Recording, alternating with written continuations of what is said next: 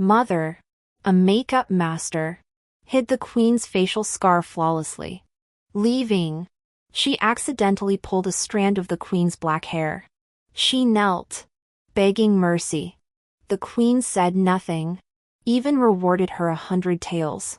But once outside the palace, shadowy figures beat her unconscious, raped her all night, flayed her, and dumped her naked body in the marketplace. I reached her, she was dead. That year, the queen, stunningly beautiful, won the emperor's favor, bore a son. Years later, palace selection began.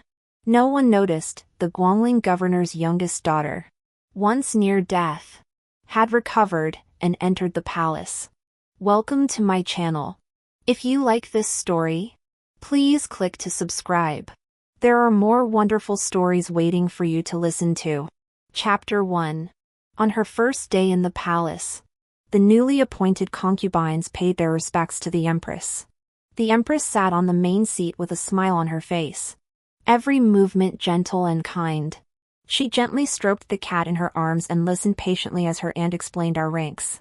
When it was my turn, the aunt said I was shuangwen, the daughter of the Guangling provincial inspector, and had been granted the title of shuangwen by the emperor. The smile on her face faded slightly, and her hand holding the cat paused for a moment. However, her smile soon grew even more gentle, and she gestured for me to approach. I walked forward hesitantly, knelt before her phoenix-shaped chair, and bowed my head submissively. Her hands, adorned with golden armor, lifted my face. Though it was meant as a compliment, her tone carried a hint of coldness. Indeed, you are a charming and lovable young lady. Look at those almond-shaped eyes, you were born to be romantic. No wonder the emperor bestowed upon you the title of shuangwen. If I were the emperor, I would have been captivated by you. Take it. Then, the senior palace maid Sueyue walked up to me and opened a beautifully decorated box. The empress is kind and has specially bestowed this precious blue field jade gold inlaid bracelet. Hurry and express your gratitude. I pretended to be overwhelmed with joy and quickly thanked her. The empress's sharp gaze fixed on me, her expression a mix of a smile and a frown. I knew she wanted me to wear it. Otherwise, the musk inside the gold inlaid bracelet would go to waste. Watching me obediently put on the bracelet, kneel down, and express my gratitude, she nodded in satisfaction. Just as she was about to dismiss me, I casually called over Qingzhu, who was standing beside me. She held a gilded tray in both hands and gently handed it to me. I took it, raised it high with both hands, and presented it. I have long heard of the empress's kindness and virtue, which benefit the entire realm. To have such a queen as our sovereign is indeed a great blessing for us, her subjects. I hereby present this lingbo embroidery silk brocade to the empress. If the empress commands the Imperial Tailor's Bureau to sew it into court attire, it will surely bring great joy to the emperor. I then nodded to Qingzhu.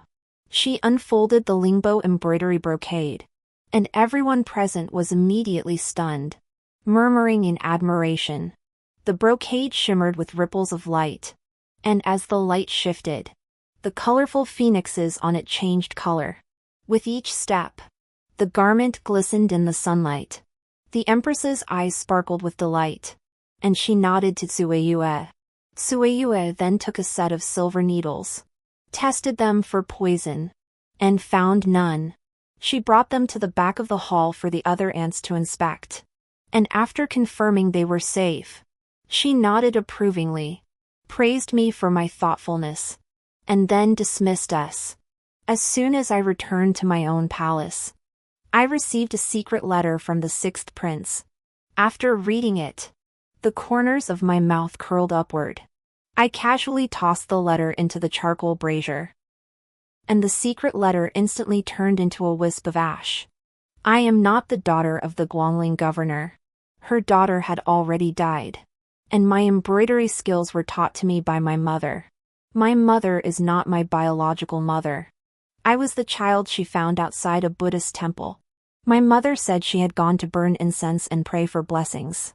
But on her way home, she saw me crying hysterically. It was the dead of winter, and the ground was frozen solid. I was wearing only a tattered piece of cloth, with snow covering my body. There were people coming and going, all praying to the Buddha for protection. But no one came to help me, who was about to freeze to death.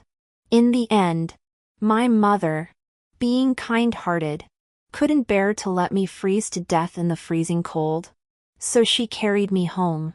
My mother's surname is Shin. Since I was born in the freezing cold, she named me Shin Bing. Her husband was a young general, but he died on the battlefield, wrapped in a horse's hide. At home, there was only her and her late husband's sick mother, who had been bedridden for years and was constantly taking medicine. My mother was skilled in beauty treatments. Any scars, under her skilled hands and secret formulas, would disappear and return to their original skin. Therefore, my mother's business was thriving. Whether it was a fisherman who accidentally fell and disfigured his face, or a girl from a brothel who was beaten and disfigured by a customer, anyone who came to my mother would leave satisfied. My mother's reputation grew, and all the money she earned was spent on her sick mother-in-law and me. Though she always wore coarse clothes, she bought me the latest fabrics and dressed me beautifully. She said that girls love beauty, and if they dress appropriately, they won't be looked down upon by men, and she would find me a good husband in the future.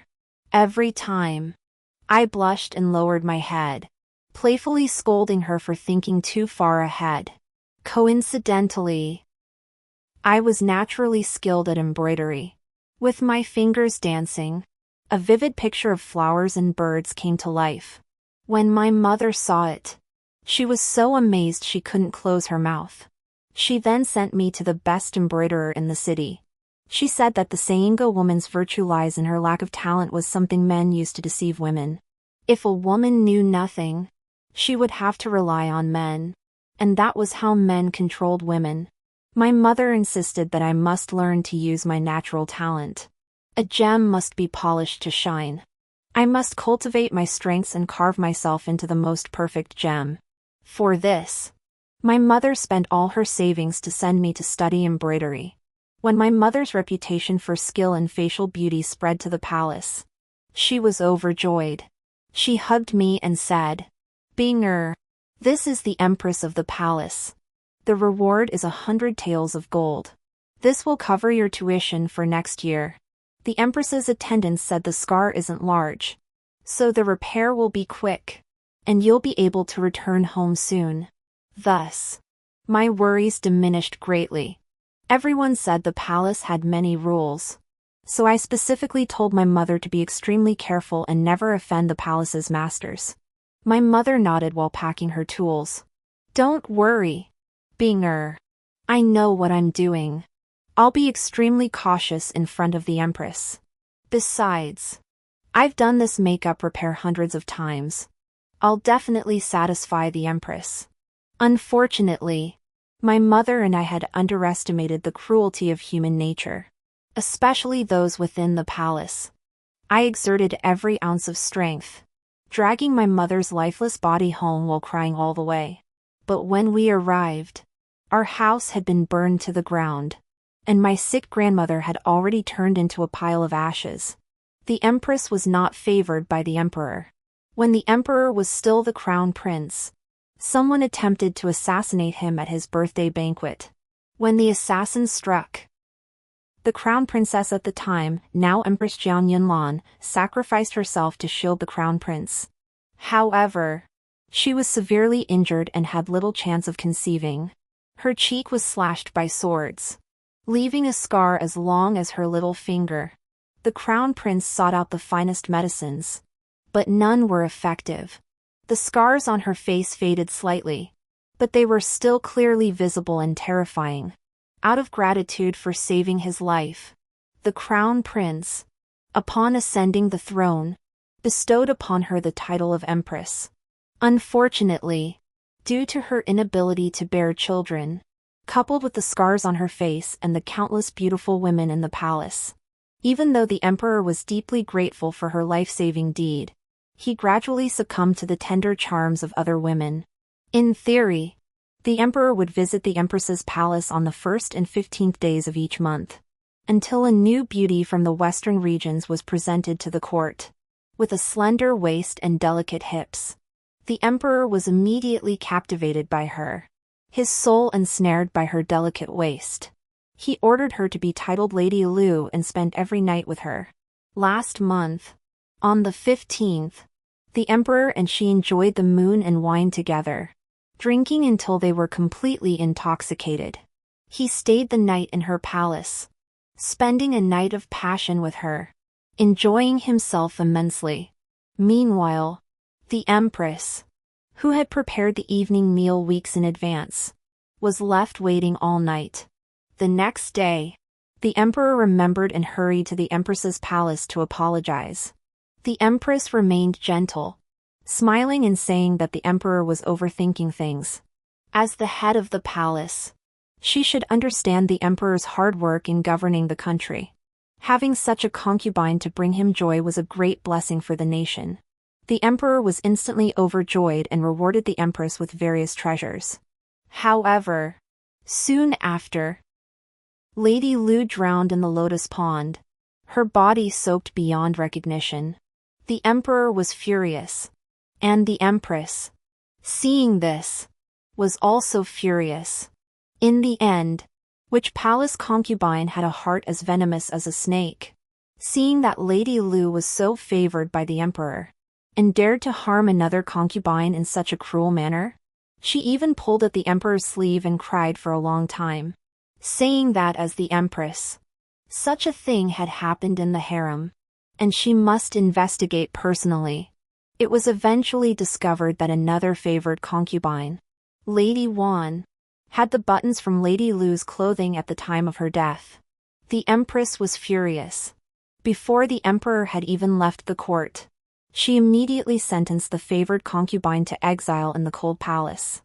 That night, the concubine in the cold palace hanged herself with a white silk sash from the crossbeam. When the empress reported this, she said the concubine knew her sins were grave and had written a blood-stained confession to atone for her crimes. The blood-stained confession she presented immediately dispelled the emperor's suspicions. Additionally, a certain minister hurriedly offered his own daughter, a 16-year-old beauty, to the emperor, who took her as a new favorite. The emperor never mentioned Lady Lu or the innocent Wan Fei again. All of this was told to me by the sixth prince, Xia Yinshu. I once saved Xia Yinshu's life. That day, I was on my way to the embroidery shop. As I passed through an empty alley, I saw a figure crouched behind a water bucket. Out of curiosity, I walked over and discovered a young man dressed in fine silk. He was covered in sweat, clutching his chest in agony, with a large pool of blood on his chest. He had suffered severe injuries and his face was flushed red, as if he had a high fever. Without thinking about gender differences, I quickly touched his forehead. It was burning hot.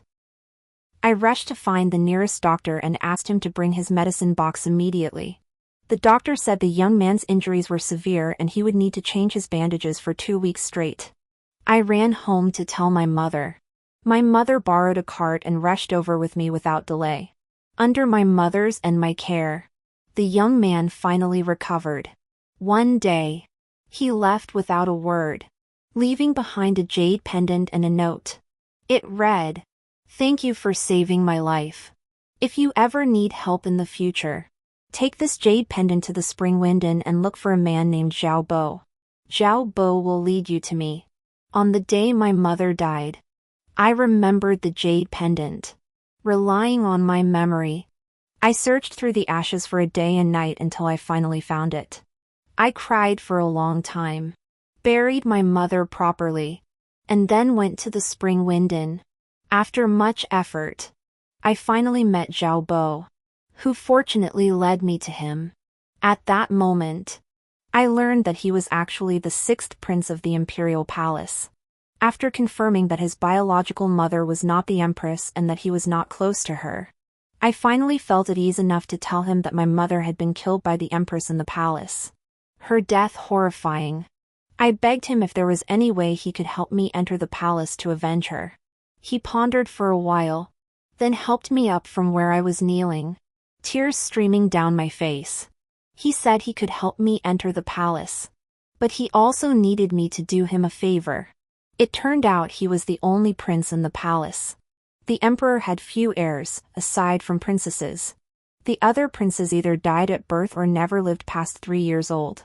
He was the only prince, protected by his mother at the Empress Dowager's side at the risk of her life, which is why he had grown so old. However, his mother suddenly died. The cause of death was that she had harmed a concubine, was imprisoned in the cold palace, and, filled with guilt, hanged herself. His mother was none other than Lady Wan. He knew his mother well. She was gentle by nature and not the jealous type. She would never have done such a thing. Nor would she have hanged herself. After investigating secretly for a long time, he discovered it was the Empress's doing. The Empress had always appeared gentle and virtuous on the surface. But in secret, she had caused the deaths of countless people. During his investigation, he discovered that the children in the palace either died in utero or did not survive past a few years of age, all of it the Empress's doing. This meant that the Empress would never allow other concubines to give birth to a prince. His biological mother, Lady Wan, must have sensed something and moved to the Empress Dowager's palace after becoming pregnant. He was fortunate to survive and was raised by the Empress Dowager, thus escaping death. His mother, the concubine, had been targeted by the Empress for a long time. Taking advantage of the death of Lady Lu, the Empress finally found an opportunity to act. She was falsely accused and even strangled to death. Her death staged as a suicide, and she died in vain. The truth was that Shuangwen, a servant in the Empress's entourage, took advantage of the Emperor's visit to another concubine and pushed Lady Lu into the water that night. Before Lady Lu fell into the water, she deliberately tore off a piece of cloth from her body and secretly had palace attendants hide it in Princess Wan's palace. The Empress's true intention was to kill Princess Wan and then openly raise the sixth prince. The Empress Dowager was already elderly, and the Emperor was too preoccupied with choosing concubines to pay any attention to him. Thus, he became the Empress's adopted son. The Empress's plans were well thought out. Once the sixth prince ascended the throne, she would become the Empress Dowager. However, after her scars were removed, she soon became pregnant. She summoned the most renowned gynecologist in the empire to the palace, who confirmed it was a prince. Then, as I know, the Empress's legitimate son was born safely, and the assassination attempt on the sixth prince took place. He said he could only stay with the Empress Dowager for now, keeping a low profile and biding his time. But the Empress must not let him live. Between him and the Empress, only one could survive. Thus, by a twist of fate, I and he shared a common enemy, the Empress. The only opportunity to get close to the Empress was to enter the palace. If I became an ordinary palace maid, the chance to see the Empress and speak to her would be too slim. And the next round of imperial selection was just a month away. Thus, the poor peasant girl Shenbing, with the help of the sixth prince, became the youngest daughter of the governor of Guangling, Qin Miaochuan, the imperial garden. Today, the Empress indeed wore that lingbo embroidery brocade. However, the Empress was indeed cautious. The entire piece of brocade was cut to include only the phoenix design, which was made into an outer robe worn on the outermost layer. Under the sunlight, every step she took caused the phoenix to change colors. Paired with her luxurious and noble phoenix hairpin, the entire phoenix on her body shone brightly, as if a fairy had descended from heaven. Everyone was stunned, never having seen such an embroidery technique on brocade before. I couldn't help but smile to myself. This was only natural. This brocade had taken me 2 whole weeks to complete, using the most intricate multifaceted embroidery technique. I had ensured that under the light, the silver and gold threads would shimmer brilliantly from any angle. Of course, all the silver had been provided by the sixth prince, Xia Yunshu. Seeing everyone's praise, Empress Jiang Yunlan was in a good mood. When she saw me, she took my hand and said I had been thoughtful. However, her gaze fell on my wrist, which was empty.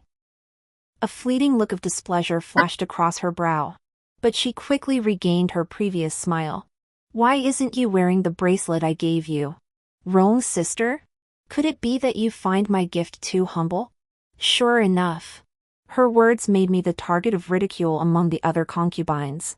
Seeing the misunderstanding in everyone's eyes, I quickly took off the pouch at my waist and opened it in front of everyone. Your Majesty, look. I received your gift and was overjoyed. Knowing how precious it is, I was afraid it might get bumped or scratched if I wore it on my wrist. So I specially put it in the pouch to show its value. But she didn't know that the musk inside had already been removed by me. Seeing that I was wearing it close to my body, she finally relaxed. If that's the case, Ronger, you've been so thoughtful. Jade nurtures the soul, you must wear it close to your heart to truly feel my heartfelt intentions. Having said that, the emperor arrived at the imperial garden with a group of palace attendants. Upon seeing the empress, the emperor praised her endlessly, taking her hand. Earlier, I saw a flash of gold over there, so I came to join the fun. It turns out it was you. Lala, the chief eunuch by the emperor's side, quickly flattered him. Your Majesty, the empress's attire has a phoenix on it. The phoenix is shining with gold, this is a great omen. The emperor was clearly pleased, disregarding the others present, and said directly, I will visit your palace tonight. The weather was sunny today, with a gentle breeze blowing. As a result, the phoenix on the dress swayed in the wind, as if it were alive. The emperor admired it for a long time, praising it endlessly, before taking the empress's hand and returning to the palace. Watching their departing figures, I smiled softly with my eyes lowered. Empress Jiang Yunlan, we will meet again soon. But I never expected that the same night, the empress ordered me to come immediately. When I arrived, the palace maid Sueyue was busy, instructing the palace attendants to clean up the shattered porcelain pieces scattered on the ground. Upon seeing me, she hurriedly explained that a newly arrived palace maid had accidentally knocked over a plate of bowls. I didn't believe her. Something must have happened tonight to make the empress so angry. But Empress Jiang Yunlan wanted to maintain her dignified and composed image in front of me, not wanting me to see her violent side. A hint of mockery flashed across my lips. Jiang Yunlan, I'll see how long you can keep up this hypocritical facade. Soon, Sueyue led me to the empress. Jiang Yunlan was wearing her nightgown, as if she had just been crying, her eyes red. I knew that the opportunity to become her confidant had arrived. I feigned concern for the empress and asked her what had happened. I even specifically asked her why the emperor wasn't there. After all, the emperor had said he would come to her palace tonight. I was intentionally provoking her. Whenever the emperor was mentioned, her emotions would fluctuate. A flash of cruelty crossed her eyes, but it vanished the next moment. I knew the emperor must have gone to another concubine's palace. Sure enough, she said that lady she had suddenly fallen ill and sent someone to summon the emperor. The emperor cares deeply for his concubines, so he went to check on her. I feigned astonishment. Why didn't she call for a court physician? The emperor is busy with state affairs and doesn't know how to treat illnesses. I heard that Lady Xiao is another beauty sent from the western regions. Jiang Yunlan nodded. My mind raced, and I came up with a plan. May I speak frankly, Your Highness? The beauties sent from the western regions are all incredibly seductive and skilled at tempting men. Your Highness, As the Empress, you are the model of virtue. To be treated this way today, I feel deeply distressed. Your Highness is noble and graceful. How could those fox-like women compare to you? However, there are many concubines in the harem. I am willing to give up everything to ease your worries and assist you in maintaining your favor. Seeing my consideration, she finally seemed a bit happier. But she was always cautious and would never trust me without reason. Sure enough, she lifted my chin, narrowed her eyes, and looked at me intently. Ruah, you are indeed a sensible woman, and I am pleased with you. But why are you so determined to help me? I feigned humility and helplessness, my voice filled with resignation. Your Majesty, please understand. I am of lowly birth, the daughter of a provincial governor, and cannot compare to your noble status. I am alone in this deep palace, with no one to rely on. I only wish to live a peaceful life.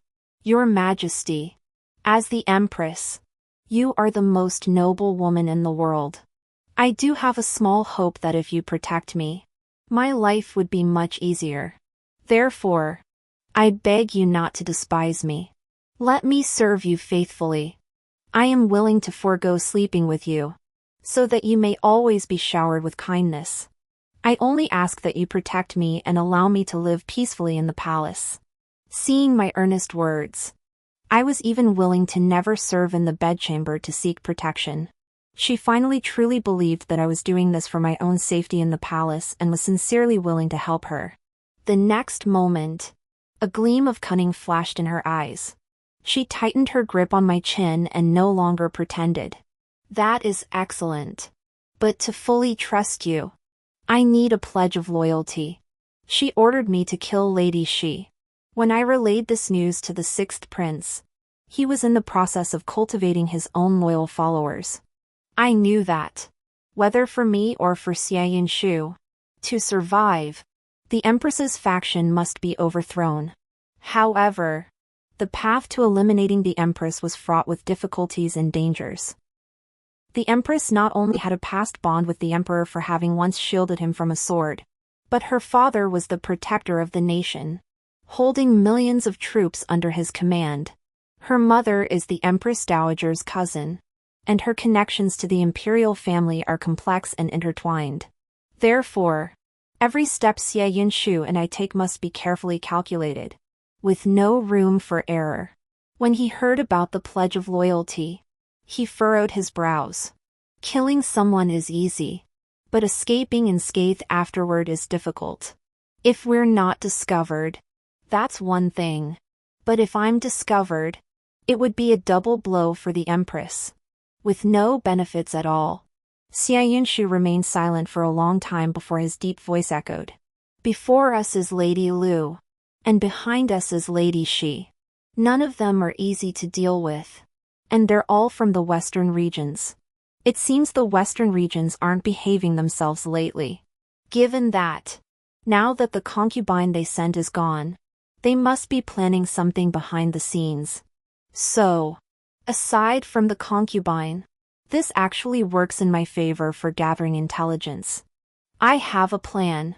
In the flickering candlelight, the young man leaned close to my ear and whispered the details of his plan. Before leaving, he looked at me and asked, "Do you think I'm too ruthless?" I looked into his clear eyes and smiled. From the moment I decided to take revenge, there was no turning back. The Imperial Palace is a dangerous place. My mother treated me like her own daughter and was so kind that she would not even dare to step on an ant. Just because he touched a strand of her hair, he lost his life, and died such a miserable death. The innocent die unjustly, while the wicked go unpunished and live on. This is unfair. If we're talking about cruelty, we're evenly matched. But there's one thing I'll never do: I'll never raise a sword against you. I hope you won't do the same to me. He shook his head firmly. I believed him. So I clenched the object in my hand and returned to the palace under the cover of night. It was a love potion. A few days later, Xiu Pin was caught in a compromising position with a guard by the emperor. The news spread quickly throughout the entire palace. It was said that when Xiu Pin was discovered, she was engaged in lewd acts with the guard, both of them naked. Xiu Pin's crimson belly band was still in the mouth of that rogue, and the two of them were oblivious to the world around them. The palace maids outside, upon seeing the emperor, panicked and lost their minds, daring to block his way. The emperor pushed the door open forcefully. What greeted his eyes was the sight of the two of them naked, entangled in a passionate embrace. I imagine the emperor's face must have turned green with rage. The emperor was enraged. The guards were immediately executed by being torn apart by 5 horses, and their entire families were executed. Xiu Pin was given poisoned wine, her body thrown into a mass grave, and all the palace attendants were executed. Everyone in the palace was killed, with blood flowing like a river. Hearing that so many innocent people were involved, my heart trembled. However, the empress's expression was as calm as ever. After everyone had bid good night, she alone asked me to stay behind. She looked at me, her smile almost spilling over her face. The next moment, Suiyue brought a bowl of herbal soup and walked over gently. Instantly, a sense of foreboding rose from the depths of my heart. Jiang Yunlan took the herbal soup and gently placed it in my hands. Her voice was gentle, but her words were filled with cruelty. You did well. You eliminated Xiu Pin. I am very satisfied. This is an abortion potion. Drink it, and I will ensure your favor remains unchallenged. I knew I must not arouse her suspicion. Recalling the meticulous plan I had devised with Xie Yunshu, I steeled myself, looked into her eyes, feigned obedience, and drank it all in one gulp. She clapped her hands and laughed, scolding me for being a fool. She said it was just a test for me. A cold sweat broke out on my back. She said she was just testing my loyalty, and she wouldn't be so foolish as to let me die in her palace. Just as I let out a sigh of relief, her voice, as cold as a snake's, echoed softly. You are now mine, and I trust you completely. However, I have a legitimate son, and I do not wish to see other princes born. If you become pregnant, I will not protect you.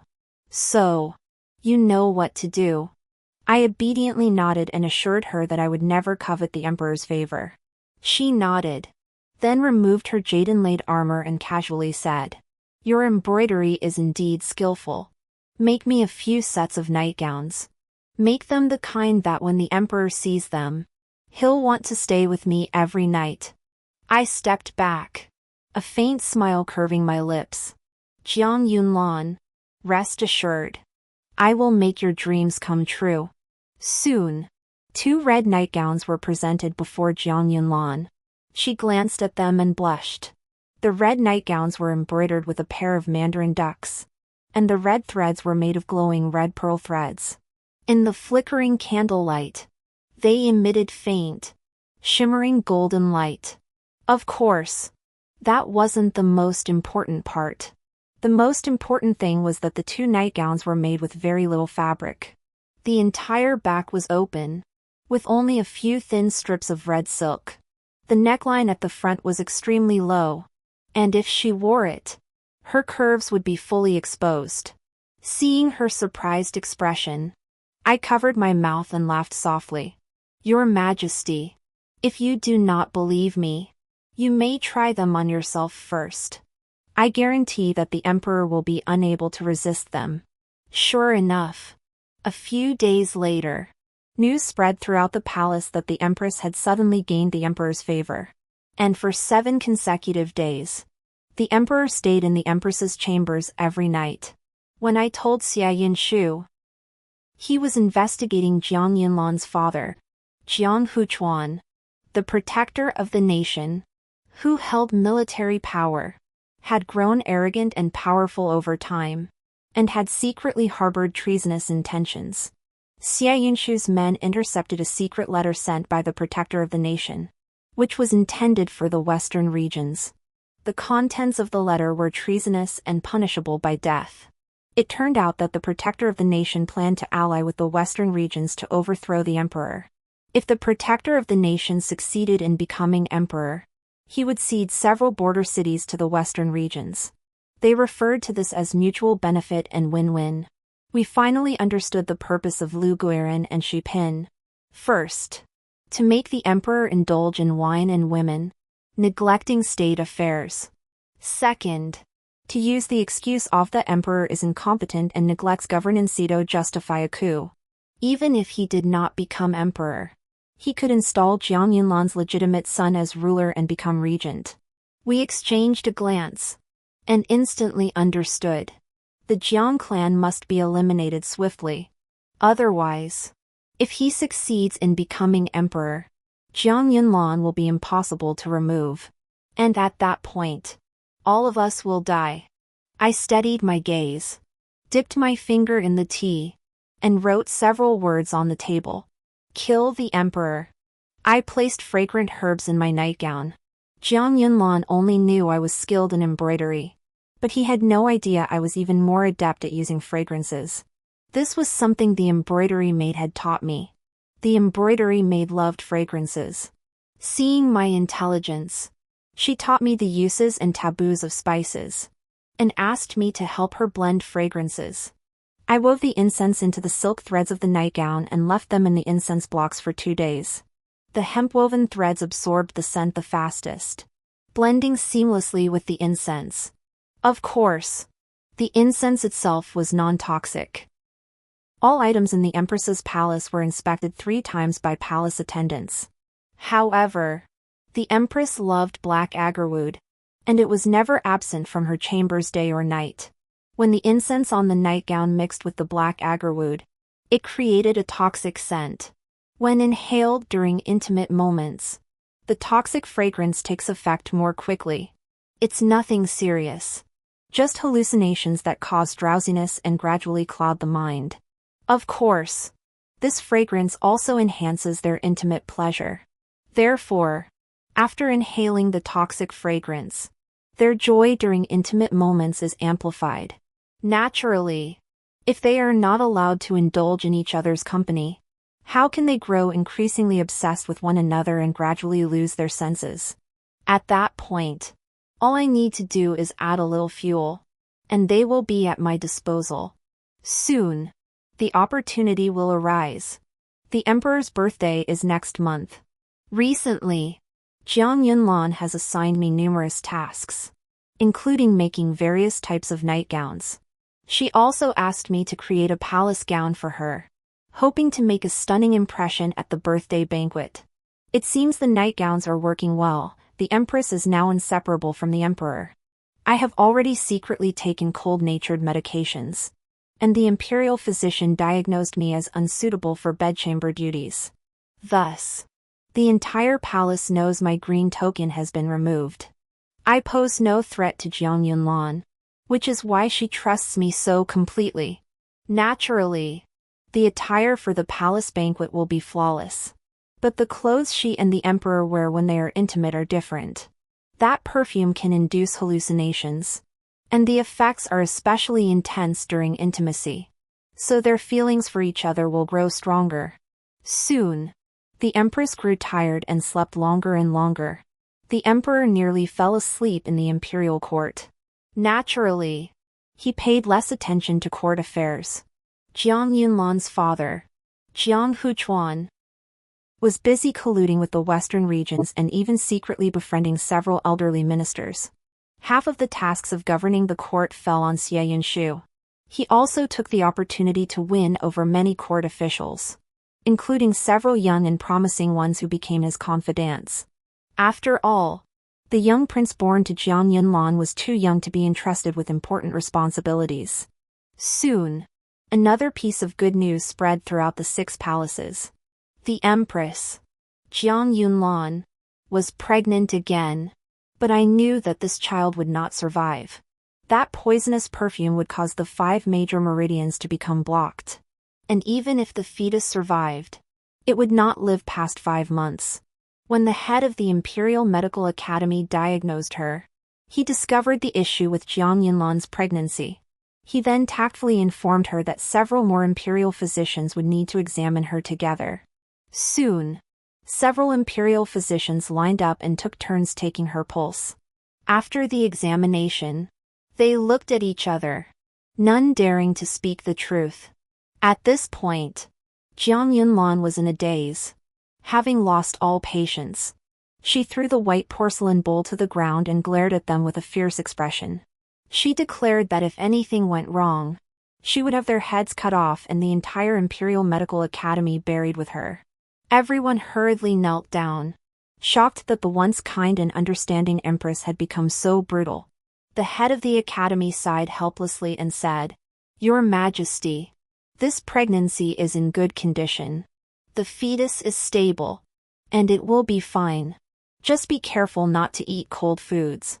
Seeing his half-hearted response, a fleeting smile crossed my lips. Indeed, Jiang Yunlan was becoming increasingly unable to hide her true self. She had once been dignified and graceful, gentle and virtuous.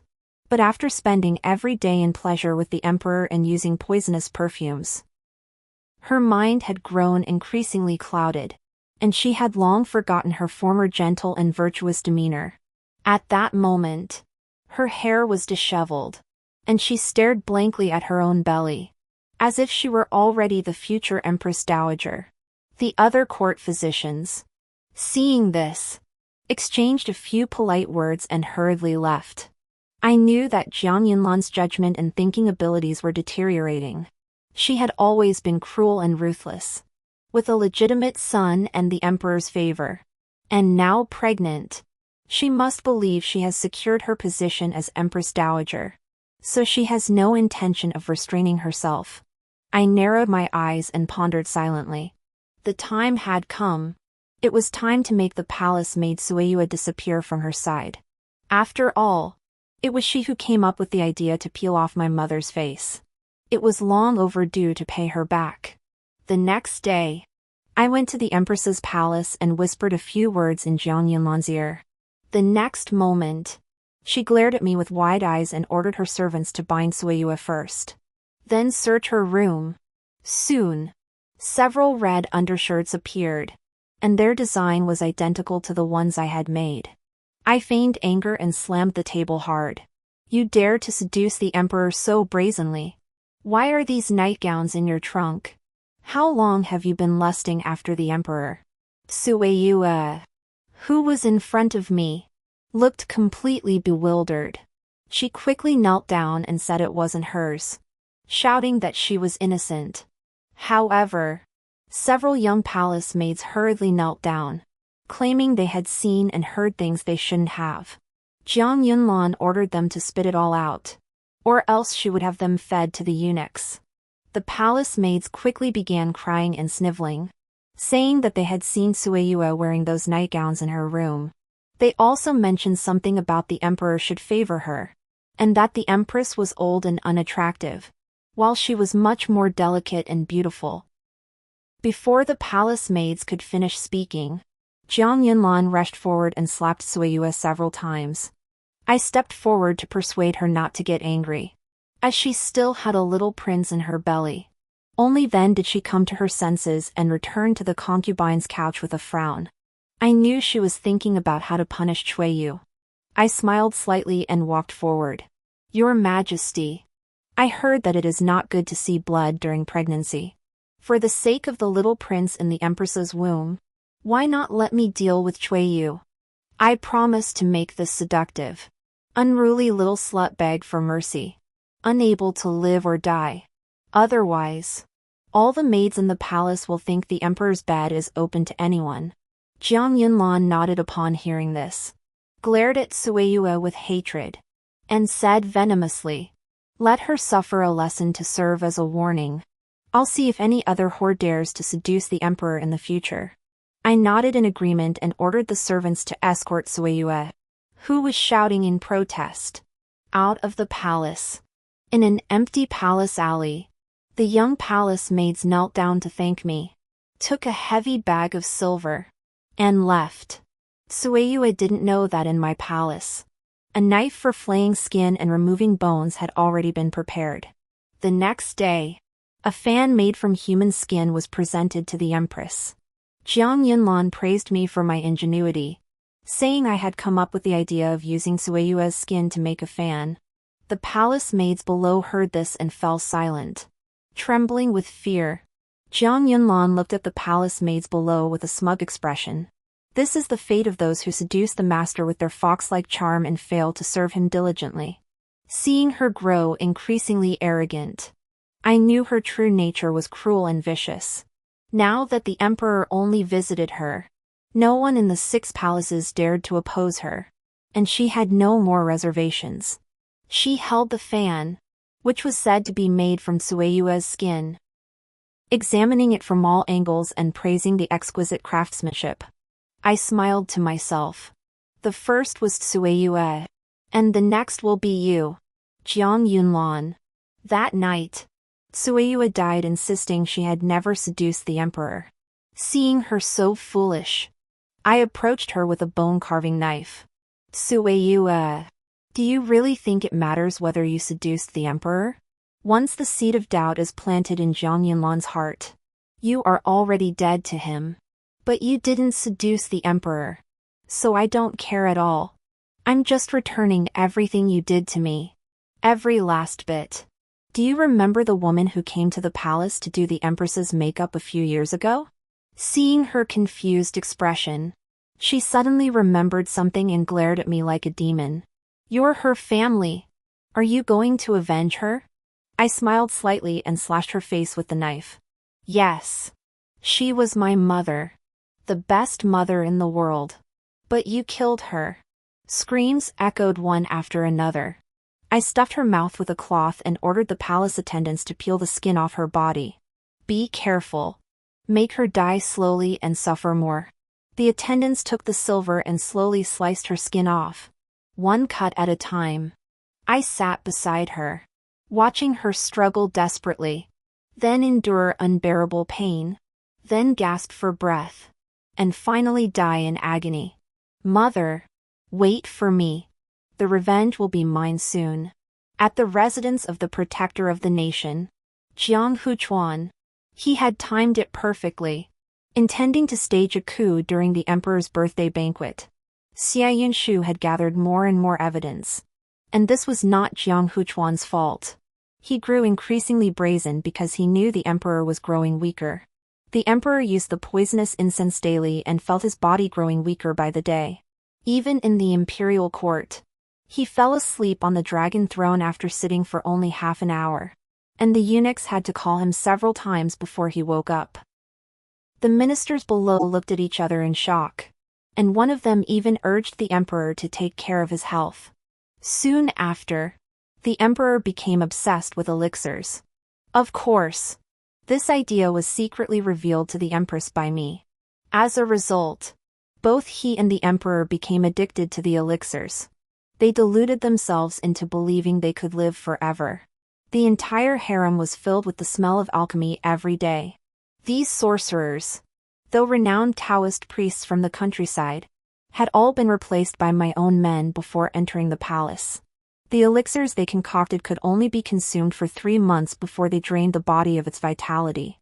Poisonous incense, wine, and elixirs took their toll, causing their mental state to deteriorate rapidly, with hallucinations becoming increasingly frequent. During a court session, the emperor mistook an elderly minister for a black python and ordered the imperial guards to execute him on the spot. Fortunately, the other court officials protected the old minister, and the emperor also received various petitions advocating for the succession of the crown prince. Xia Yunshu was young and capable, while the emperor's health was deteriorating. So many state affairs were handled by him. As for matters in the imperial harem, they were ostensibly handled by the empress. But her mental state was deteriorating, so I secretly assisted her in managing them.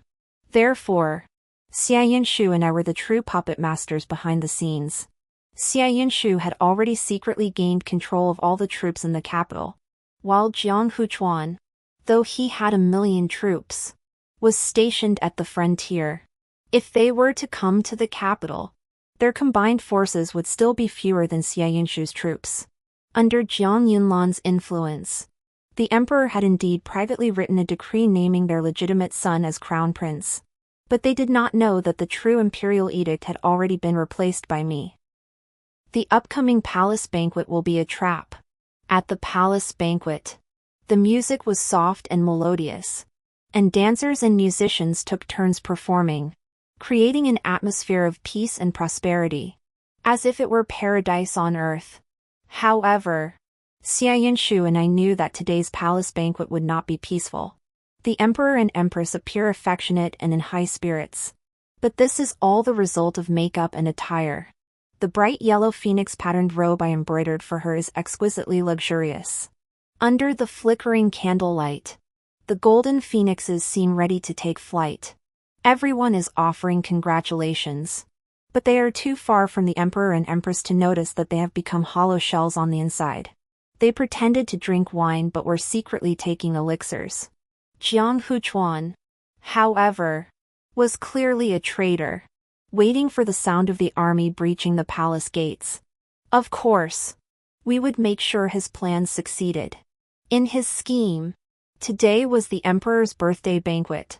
Although the imperial guards were heavily stationed outside, he had a large army waiting outside the city walls. Once the city gates were breached, chaos would ensue. He could then take the emperor hostage in the palace, install Jiang Yunlan's prince as emperor, and become regent to control the government. Unfortunately, Xia Yinshu did not give him this opportunity. The city gates were indeed breached, but most of the people inside had infiltrated Xia Yinshu's troops. As for the imperial guards outside the palace, I had someone steal their insignia and secretly deliver them to Xia Yinshu. When the troops entered, the imperial guards surrendered immediately. Of course, this was all part of Xia Yinshu's plan.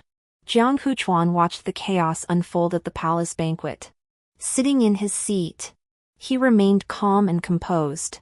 As he observed the panicking crowd, he remained motionless, revealing a faint, barely perceptible glimpse of cruelty. Facing the swords, the emperor actually pulled an innocent palace attendant to block the blade. The next moment, he was beheaded by an assassin disguised as a palace maid. Jiang Yunlan, seeing this, fainted on the spot. I ordered the palace attendants by my side to quietly bind her, gag her, and place her behind the screen at the back of the hall. Jiang Huchuan did not notice that his daughter was already gone. Instead, he held the emperor's head and ordered his men to stop. To his surprise, his own men were being slit at the throat by those behind them.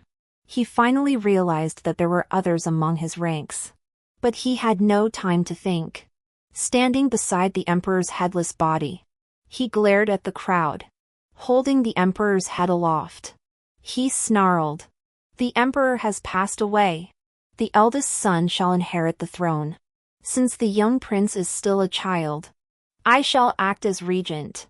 Who dares to object?" No weapons were allowed at the palace banquet, so none of the court officials had swords or daggers to protect themselves.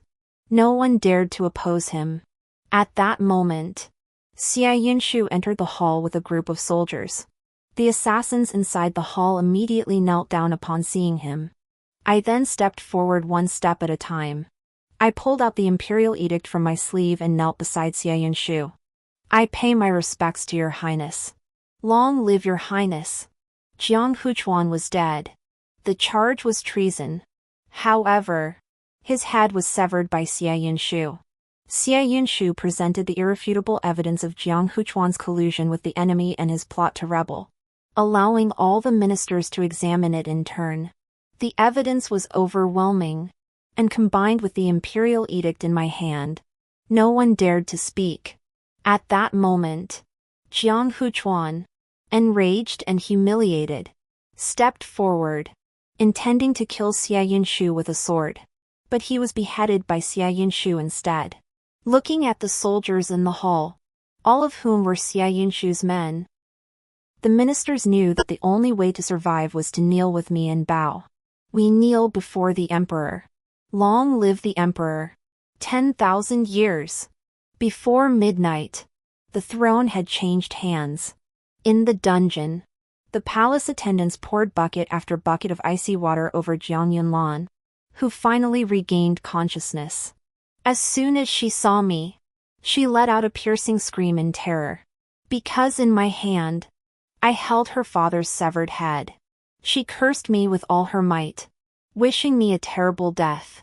I smiled lightly and clapped my hands. A row of tall, imposing guards appeared behind me, and she immediately sensed danger. I covered my mouth and laughed softly, leaving a single sentence before closing the cell door. You must take good care of the former empress. She is the emperor's woman. If you take her, aren't you just doing the emperor's bidding? Soon, the sound of clothes being torn apart and Jiang Yunlan's heart-wrenching screams echoed from inside. I sipped my tea, sitting quietly outside the dungeon, waiting for them to finish. Jiang Yunlan, this is only the beginning. You stripped my mother's face, let others insult her, and threw her naked into the marketplace. Do you think I'll let you off so easily? I don't know how long it took, but the guards came out one by one, satisfied, took their rewards from me, and left, thanking me. The palace attendants behind me carried bone-carving knives and followed me inside. She was barely alive, her body covered in bruises and bloodstains, with a pool of blood beneath her. I felt a surge of satisfaction. After being brutally tortured by the guards, her child was gone, but I knew that the prince had already become a stillborn fetus and could never be born. I gently moved the prayer beads in my hand. After all, the child was innocent. If anyone was to blame, it was her wicked queen mother, who had committed too many evil deeds and had not accumulated any merit for her child. I glanced at the palace attendants and nodded. Several attendants held her down and forcibly cut off her face. I ordered the palace attendants to bring basins of salt water and pour it over her face, which had no skin left. As she screamed and struggled, I found it annoying and ordered someone to put a piece of charcoal in her mouth. Sure enough, soon, accompanied by the sizzling sound of the charcoal, she fell silent. I stepped forward and spoke slowly. Do you remember the crimes you committed years ago? You have scars on your face. Yet my mother's makeup skills were unmatched in the world, and she even taught them to me. But when she was applying makeup, she accidentally pulled out a single strand of your hair, and you brutally peeled off her face. You had people humiliate my mother and threw her in the marketplace, letting people point and mock her. That wasn't enough, you also had our house burned down. Luckily, I went out to learn embroidery and escaped with my life. Look, the sins you've committed will eventually come back to haunt you. Do you know that the emperor you loved most is dead? His head cut off by an assassin? And your father was also beheaded by the sixth prince, who is now the emperor. Don't dare to think anyone will come to save you. Your so-called legitimate son has already been sent to a Buddhist temple to atone for his sins. Unless something unexpected happens, he will never return to the imperial city. No one will come to save you. Rest assured, I won't let you die easily. When I leave the palace, I'll take you with me. I'll apply salt water to your face every day, making you endure this bone-piercing pain. She hurriedly knelt down and bowed her head, emitting muffled sobs. Indeed, she is a pitiable beauty. Look at those almond-shaped eyes. She was born to be passionate. No wonder the emperor bestowed her the title of Ronguerin. I looked at her and burst into laughter, as if I had heard the funniest joke in the world. Jiang Yunlan, I've planned this for so many years, how could I let you off so easily? From now on, I'll torture you every day, making you unable to live or die. I closed my eyes, and 2 tears fell. Mother, your daughter has finally avenged you. You can rest in peace now. Epilogue. A year later. It was said that a circus had arrived in the capital, and among them was an exceptionally intelligent dog. The dog was covered in long fur, could write and count, and understood human speech. Every performance was packed with people. I was eating pastries backstage, watching Jiang Yunlan being forced into a long-haired dog costume, kneeling on stage, and crawling like a dog. If she reacted even a moment too slowly, the brutal man would strike her with a whip, lashing her bare face. Blood seeped slowly from beneath the dog skin, and she would crawl forward as commanded. The crowd below cheered wildly, throwing silver notes onto the stage. They claimed it was the smartest dog they had ever seen in their lives. End of the story.